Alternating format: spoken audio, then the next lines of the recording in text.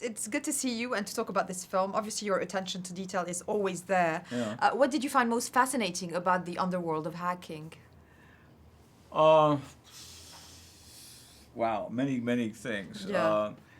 What I too many things to talk about, but what I go to first is the is what is who is this character? Who is the adversary? What are they?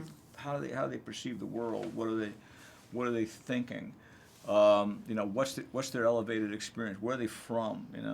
And one, two, and then there's the reverse escapism.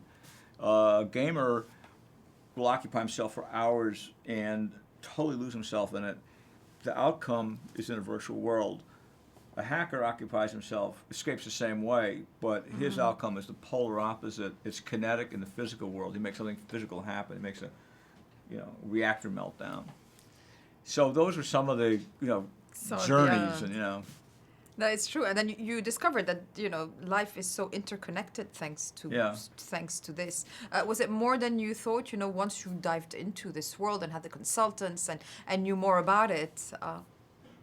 It was way more than I thought. It was like a veil lifted, and it wasn't via a consultant. It was going to Washington and talking to real experts who were alarmed at this cyber intrusion, who Yeah. was pointed that jet and that Air Force that's really our F-35, and the plans were stolen here 3 years ago by this cyber intrusion.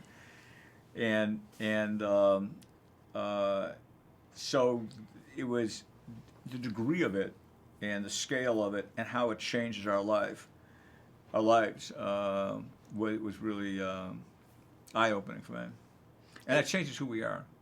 Absolutely, and the way we live and the way we just consider things Right. as well. I find that fascinating as well. It's a very fast-paced film. Obviously, you like to use the camera in a very precise way. How does that change the acting exercise for the actors when you're so close to them? When you're so That's a great question. I wanted to do something that was very different, and that is I wanted scenes to be character-driven, yeah. but I wanted the overall narrative to be event-driven. So they're kind of character-driven scenes within an event-driven narrative. So hopefully you're immersed in who the people are, and you're internalized into the characters, but then the events are moving globally and they're moving very quickly. Yeah, you feel like you're on the ride with them as well. Yeah. That's what I felt. Isn't really kind of travel. Is traveling and using location. I mean, I remember we spoke about this in Collateral. How much you Right. enjoyed filming in Los Angeles. Right. How important is the location for you? Not for the beauty of it, but for the authenticity and the feeling of what it brings. Huge. This is what we do. I mean, to me, I like interweaving many different kinds of texts, and of course, part of it is the physical place where this is happening. It's not just where I'm bringing you the audience; it's also where I'm bringing my actors.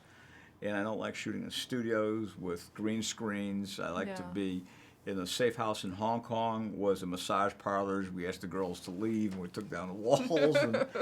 And because all because of what the windows would see, what you'd see out those windows.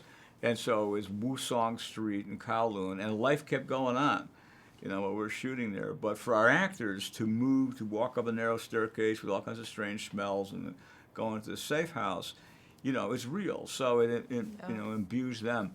But primarily, they're all dramatic tools. It's not by accident that the denouement of a film that's about cutting edge of technology takes place among a very primitive Balinese festival in Jakarta, Indonesia, which could not be the most, I tried for the most oppositional of settings. And that a Lebanese guy from the Phalangist movement in Lebanon would find himself in China in certain... Well, he probably found himself in Yeah. China, but he probably found himself first in South America. Exactly, via He that. probably- And that's his- very his- accurate, by the way. I know it is. His close quarter combat skills would have given him a commodity on the market, international market, that he could sell, whether it was in Paraguay or Argentina or Brazil. And so he probably would have wound up in Ciudad del Este to begin with, and then he made some of the either the Syrian or the Lebanese communities there, and then he would have had contact with a guy named Sadak. The world is so globalized. Exactly.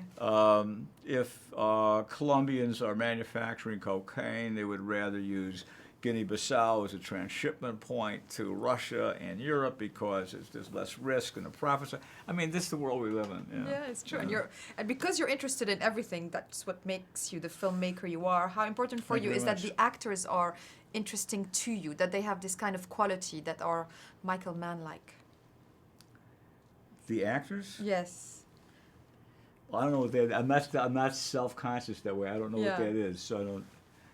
But what quality is important for you for an actor? Um, I think every director has a little bit of that, their own personal taste. what quality? First of all, they have to be. They really. I mean, if I'm researching something, if I'm doing a film on a thief, I don't pick movies about thieves or read books about thieves. I Yeah. go and I get next to a thief. Same thing with a black hat hacker, and so I love that kind of immersive research, and I would work with actors who are as thrilled as I am about it, who think as I do. Why would anybody want to do it any other way? You know, why would anybody want to have a superficial grounding in something for 2 weeks and then show up and try to be that thing? They're just faking it, you know. And when you could go through the adventure of, finding yourself in Prague, Malaysia, and really kind of living it.